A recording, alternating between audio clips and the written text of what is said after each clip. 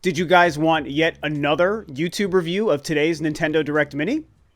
Well, good, because here's mine. So, would you believe it that after months and months and months of waiting, today was the day that Nintendo finally awoke from their slumber to actually address the world about some video games in more of a traditional Nintendo Direct. And again, I know we had an Animal Crossing Direct, Smash Brothers, Pokemon back in January. I understand that. A Nintendo Indie World showcase just last week. I get that. That's all great. I think that stuff is fantastic. But most people, which does include myself, have been waiting for something a little bit more significant, whether it was a traditional Nintendo Direct or even a huge press release and a huge blurb about Nintendo's business, their silence, all these different things, and hopefully some discussions about some bigger, more high-profile video games.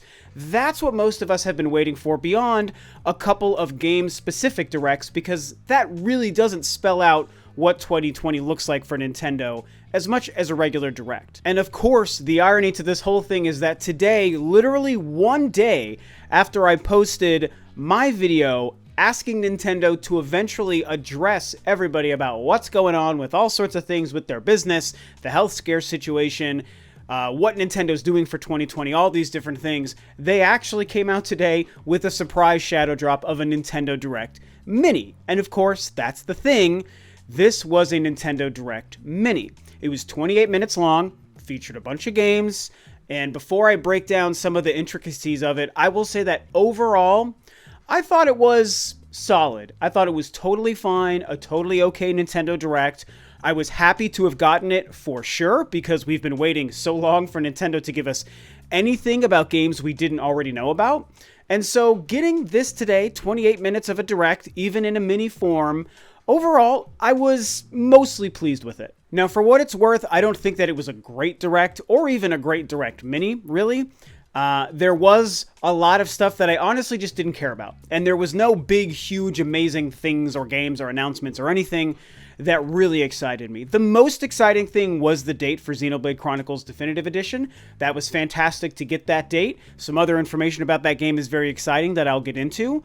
And honestly, just to know that the date is actually kind of soon. All of that stuff was great. That was the biggest news for me. Some other smatterings of things here and there were certainly very cool that I'll touch on, but overall, I'll admit most of this Direct didn't get me crazy excited. It wasn't blowing my mind. And I think that Nintendo maybe knew that that was going to happen, which was why they gave us a Nintendo Direct Mini and not a regular Nintendo Direct. And it's probably also why they shadow dropped this thing and they didn't really hype it up days beforehand like they usually do. Because, you know, on Tuesday and Wednesday, most people were scouring the internet waiting minute by minute for Nintendo to make an announcement of a Nintendo Direct to probably happen today. That never came, so a lot of people, and really myself included, even though I still wanted to believe in today, a lot of people just said, well, I guess Nintendo's screwing us again, no more Nintendo Directs. And it turns out that it's because they knew they had a Direct Mini that probably wasn't going to blow people's minds that they decided to not hype it up and just throw it out there for the world today and say, here you go, enjoy. And of course, that also brings me to the overall reception of the Direct Mini and people's overall feelings about it. And you know what? It's pretty divisive. To be fair, most Directs are divisive. I mean, there haven't been very many Directs that I can think of that were almost universally loved. The closest I can think was E3 in 2014. I think that is the most universally loved Nintendo Direct presentation I can remember and that we have ever seen. And to be fair, I also think it's the best Direct Nintendo has ever had. So just putting that out there. And so this one was no different. It was definitely divisive. You know, and the reasons it was divisive is certainly unique to this whole situation of Nintendo's long silence and the fact that the worldwide health situation has probably been affecting their business. And so a lot of people think it was either fine or even very good, and a lot of people think it was terrible. They were not happy with it. Why did you give us a Nintendo Direct Mini, Nintendo? Oh my God, this is not what we wanted. And none of the games are very exciting. There were no new games, you know, other than ports and all these different things. And so because of that, people are very, very mixed on this, and a lot of people are very upset. And I'm going to be real with you guys. I do kind of understand that. Now, I'm not saying that I you know, justify people getting really angry and being like nasty and crappy to people online or even to Nintendo or whatever. I don't feel that's warranted, and people who are like, wanting to just like hang themselves with depression over the fact that this wasn't a great direct today, I don't support any of that.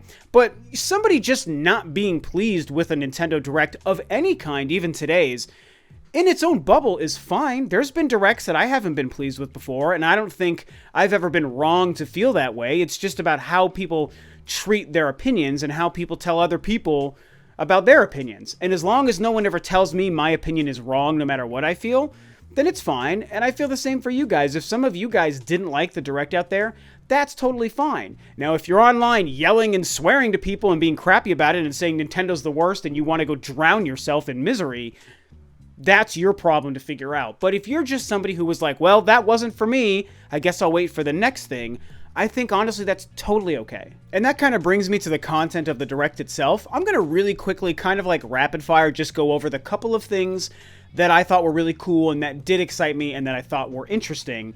And then we'll discuss a little bit more about people's reactions. So I already said the main thing that I'm really excited about is all the Xenoblade stuff. As you can see here, even as a non-JRPG fan, I love the Xenoblade games. I've got all 3 of them here. I picked up the GameStop exclusive Xenoblade Chronicles the day it launched in 2012. I think it was in April, and I've had it ever since. It's my favorite of the 3.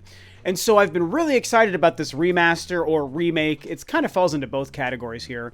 And what we saw today was amazing for this game.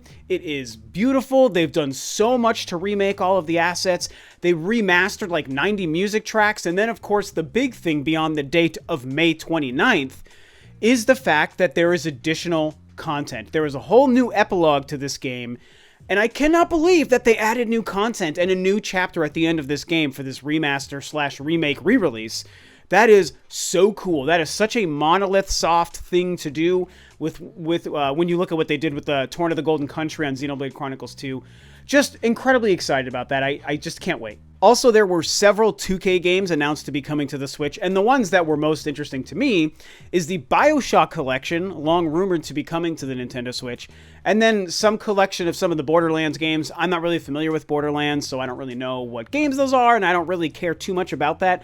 I do think it's cool that it's coming, and the Borderlands games, to be fair, are a great series of games to bring to the Switch. I mean, I think first-person shooters portably on the Switch is awesome.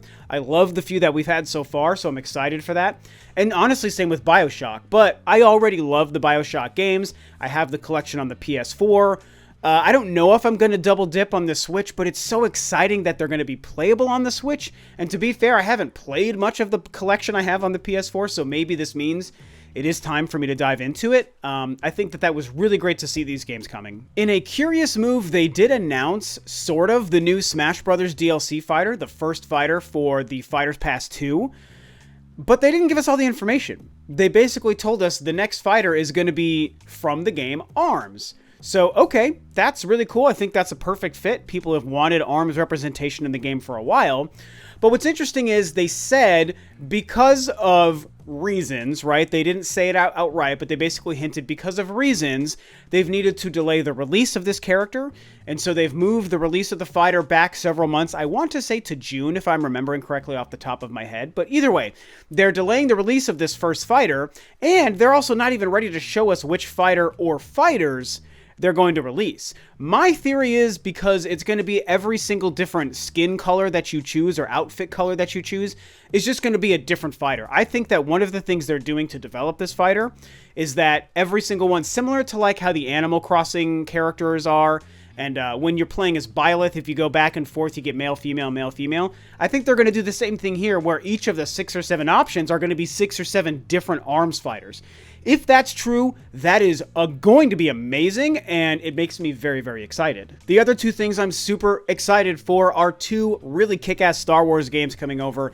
Jedi Academy, which we already knew was coming, was Shadow Drop today, so that is a great game everyone should play. And then my jam Star Wars episode run. Pod Racer is coming sometime soon. They're remastering the controls, and it seems like the visuals are going to be updated.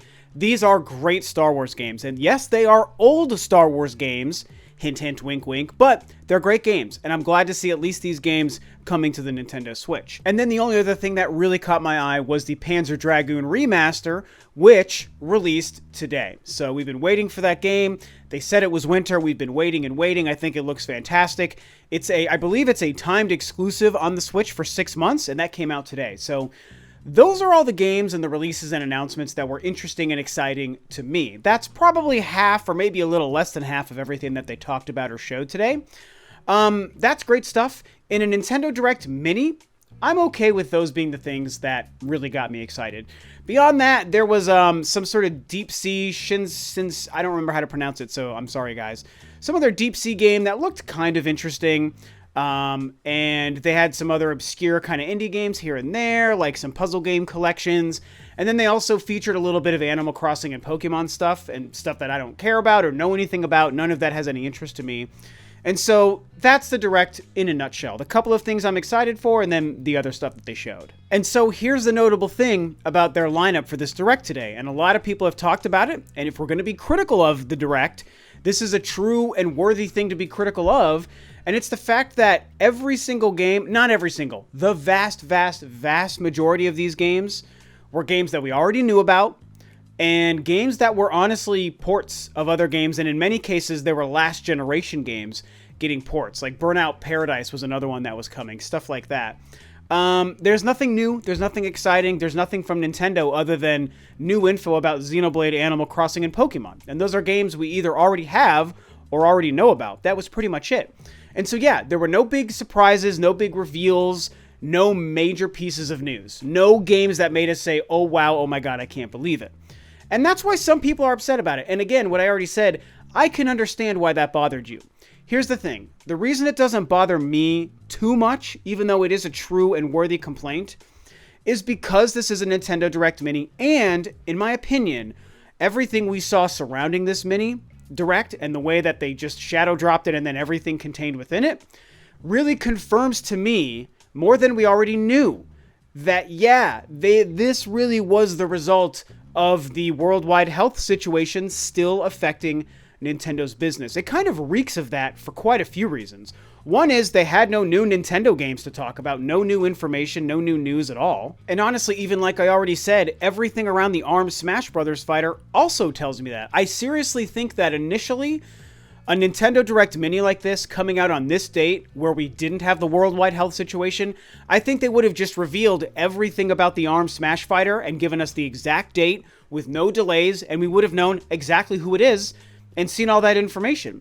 But the fact that they only teased it and gave us this weird vague statement and picture and said, we'll tell you more later and we're delaying it, tells me that they did have to delay it because of the health situation and the fact that they probably didn't have that much other stuff to put into this Direct because all of the dates and everything that they're working on are just fluctuating. They even had a message about the health situation, thank you Nintendo, and the fact that a lot of these dates are subject to change in the beginning of the Direct.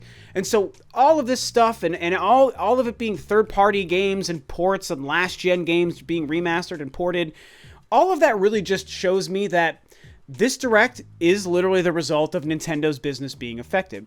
And unfortunately, it took them way too long to address us about it, even with that little blurb at the beginning. And it took them probably way too long even to make this mini Direct. Like, don't get me wrong, I'm thankful we had it. I am not mad at Nintendo. You know me, I have not been crying about the lack of Direct. I have wanted one, yes. And I've been sad about the wait, yes. But I haven't been angry and I have not been begging Nintendo for it.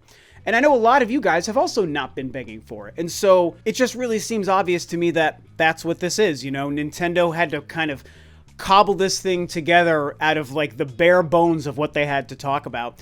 And honestly, when you look at the fact that these are almost all entirely third-party games and ports and last-gen remasters and all of that stuff, there's a chance that they might have even had pressure from these companies that they've partnered with to make these games to finally talk about them in some fashion. I mean, there's a really good chance that I don't want to say that their hand was forced, but that they were pseudo-pressured by other companies to be like, hey, we're bringing XYZ game over to your console. We're bringing, Borderlands and BioShock and Panzer Dragoon over to your console. Like, you need to tell people about it so they know when they can buy them. It's time, because We want to make money off of these games just like we know you do, Nintendo. And so that's just the whole thing about this. All of that stuff is very weird, but it makes sense. Like, I can see why everything happened the way it did. And I think that because we've been waiting so long for information from Nintendo and we finally got it today, I think that's another reason I'm not super disappointed by this Direct. Even though on my scale, it would probably be like a 6 to 7, maybe. Probably more like a 6 or 6.5.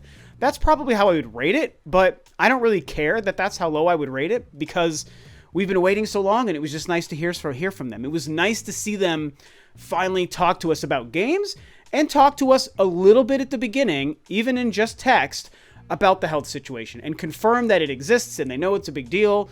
I wish they would have more said that, you know, it's taken us a long time to talk to you guys because we've been trying to move things around because of it. But it's fine. I don't really care. It was just nice to hear from Nintendo today. So what are we going to get in the next Direct? Who knows? When is it going to happen? Is it going to be at E3 or maybe sometime sooner?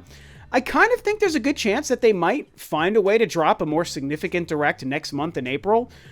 But more than likely, we might not hear from them again until E3, guys. And I think that we all have to prepare for that. I know people are going to lose their minds over this, but I truly think it might be that long. And honestly, even though that'll be hard, I think it's going to be okay. So these are my thoughts about today's Nintendo Direct Mini. What an interesting, kooky day. Glad to hear from them. Definitely some stuff that got me excited, even though it wasn't the best Direct that I've ever seen. And so talk about it below, man. I want to hear from you guys. I know it's going to be polarizing. People are going to be on both sides of the fence here. Try not to be too crappy at each other. If you guys don't agree, it's okay to have different opinions. You don't have to be mean about it, but I'm going to leave that up to you guys. And so with that, this video is a wrap. Thanks, of course, as always, for tuning in, guys. This is Rob of Rule of Two Review, and I will catch you next time on another video.